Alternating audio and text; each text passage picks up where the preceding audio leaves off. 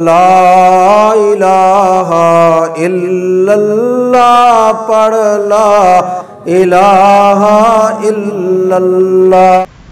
میں نے اپنے حضرت ہی سے سنا، کسی کتاب میں تو نہیں دیکھا، لیکن ظاہر ہے کسی کتاب سے ہی نقل کیا ہوگا حضرت نے کہ صدیق اکبر رضی اللہ تعالیٰ عنہ فرماتے ہیں کہ جب کوئی بندہ کسی بھی عبادت کے بعد دو کلمے کہہ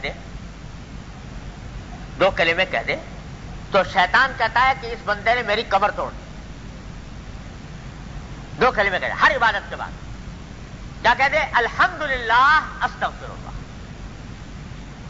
الحمدللہ استغفر اللہ، یہ دو کلمے کہہ دے تو شیطان کہتا ہے اس نے میری کمر توڑ دی۔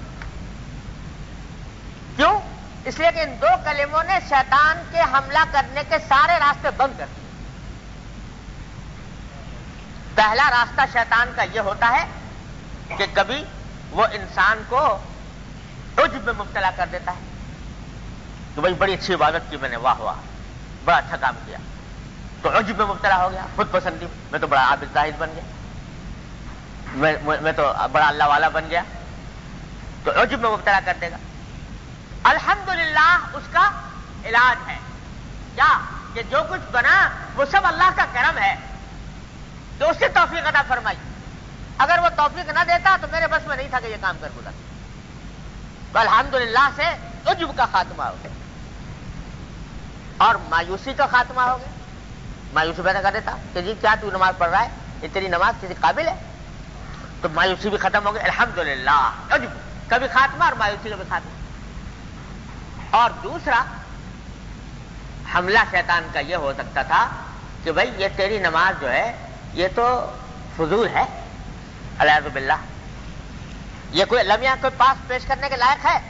جو لمحہ کے پاس پیش کرنے کے لائق نہیں، تو کر نہیں سکتا وہ کام جو اللہ کے سامنے پیش کرنے کے لائق ہو، تو کیوں خامخواہ اس چکر میں پڑا ہے؟ مایوس کر کے چھوڑوا دو۔ اس کا علاج استغفر اللہ کہ ہے تو بے شک یہ میرا نماز جو ہے یہ کوتا ہے اور نہ جانے اس کے اندر غفلتیں ہیں، اس کے اندر کیا کچھ ہے، اللہ کی شان کے مطابق نہیں ہے، لیکن میں استغفار کر رہا ہوں اللہ سے اس جانب کا، تو جب استغفار کر رہا ہوں تو پھر اللہ تبارک و تعالیٰ کیا انشاءاللہ قبول ہو جائے گی۔ تو شیطان کہتا ہے اس نے میری کمر توڑ دی، میرے جتنے بہکانے کے راستے تھے اس عبادت کے ذریعے وہ سارے اس نے ختم کر دیا۔ الحمدللہ استغفر اللہ۔ تو ہر نماز کے بعد، ہر عبادت کے بعد کہو اللہ تبارک و تعالیٰ الحمدللہ، اللہ آپ کا فضل ہے کہ آپ نے مجھے یہ توفیق عطا فرما دی۔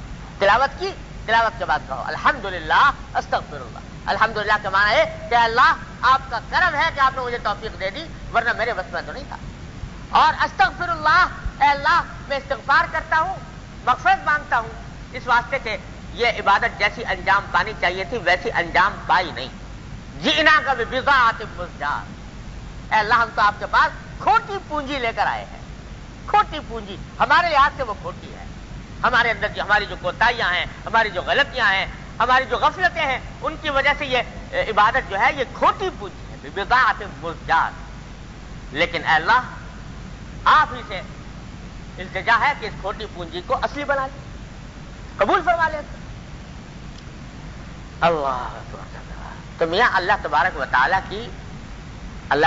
تعالیٰ کی طرف سے قبولیت جو ہے وہ تو کرم ہی کرم ہے نا ان کا۔ کوئی بھی کتنی بہتر سے بہتر عبادت لے کے چلے جاؤ اللہ تبارک و تعالیٰ کی بارگاہ میں، بڑی آراستہ، بڑی پیراستہ، بہت اعلیٰ درجے کی لے کے چلے جاؤ، لیکن اللہ جل جلالہ کی نسبت سے تو وہ کھوٹی ہی ہے۔ لہذا قبولیت ان کی اور ان کی طرف سے اس کے اوپر ثواب اور اجر، یہ سب کچھ ان کا کرم ہی کرم ہے۔ تو اللہ جب اس صورت میں کرم فرماتے آپ، جب میں بہت آراستہ پیراستہ کر کے لے کے آتا اس وقت بھی کرم ہی فرماتے۔ اب یہ جیسی ٹوٹی پوٹی لایا ہوں، یہ کھوٹی پونجی لایا ہوں، تو اللہ جب بھی آپ ہی کرم ہی فرمائیں گے۔ جب اس صورت میں کرم فرماتے اللہ اب بھی کرم فرماتے، قبول فرماتے۔